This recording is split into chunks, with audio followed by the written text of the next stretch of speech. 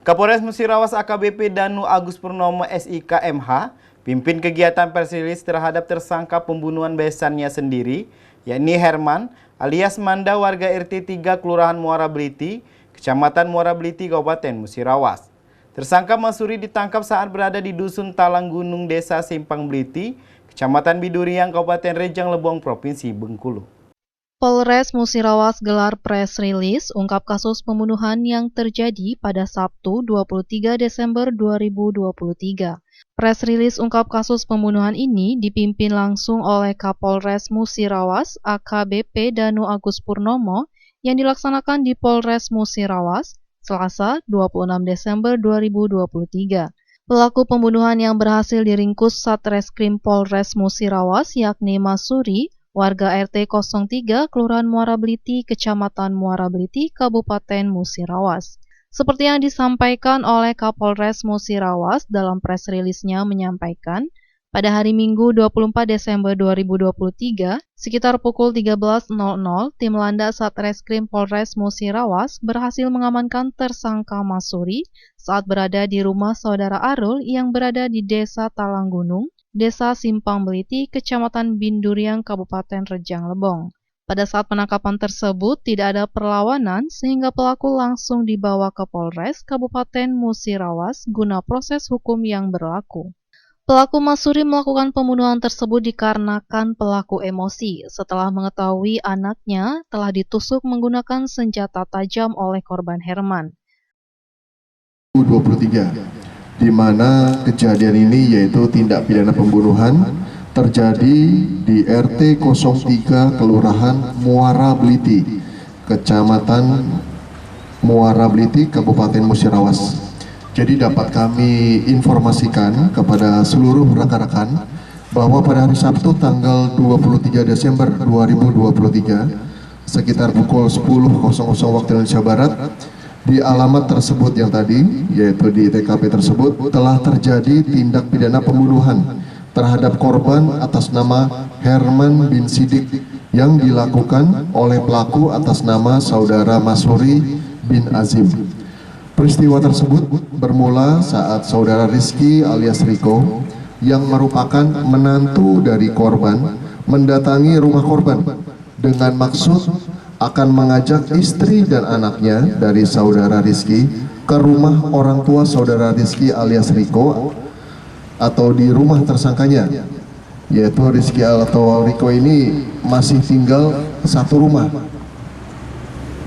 Namun pada saat itu korban melarang dan meminta kepada Rizky atau alias Riko ini untuk bersabar dahulu mengingat baru saja melaksanakan persalinan.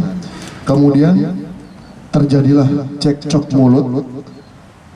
mulut antara Rizky alias Riko dengan korban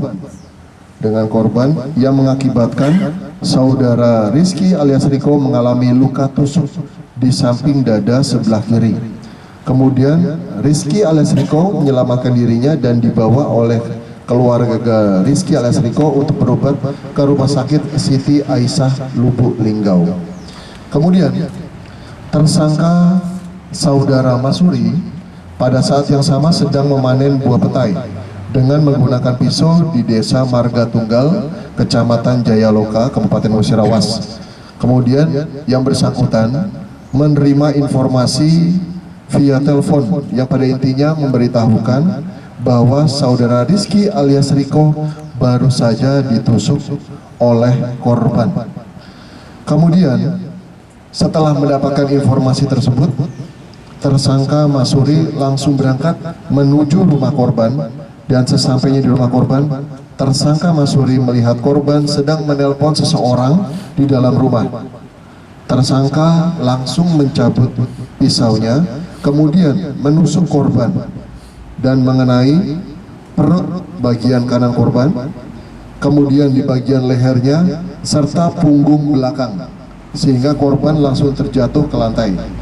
Selanjutnya tersangka langsung melarikan diri, dan saat melarikan diri tersangka membuang pisau yang digunakan untuk menusuk korban ke Sungai Muara Beliti. Kemudian alhamdulillah terkait dengan kejadian tersebut dari Satreskrim, khususnya dari tim Landak, dari unit Pidum, ini berupaya untuk melakukan langkah awal. Langkah yang dilakukan yaitu adalah upaya persuasif kepada pihak keluarga tersangka agar tersangka Masuri menyerahkan diri ke Polres Musirawas. Alhamdulillah, pada hari Minggu tanggal 24 Desember 2023 sekitar pukul 13.00 tim Landak Satreskrim Polres Musirawas yang dipimpin oleh Pak Kasatreskrim Pak Herman Junaidi dan Kanit Pidum Aibtu Erwin Friansah ini berhasil mengamankan tersangka saat berada di rumah saudara Arul yang berada di Dusun Talang Gunung, Desa Simpang Beliti, Kecamatan Binduriang, Kabupaten Rejang Lebong, Provinsi Bengkulu.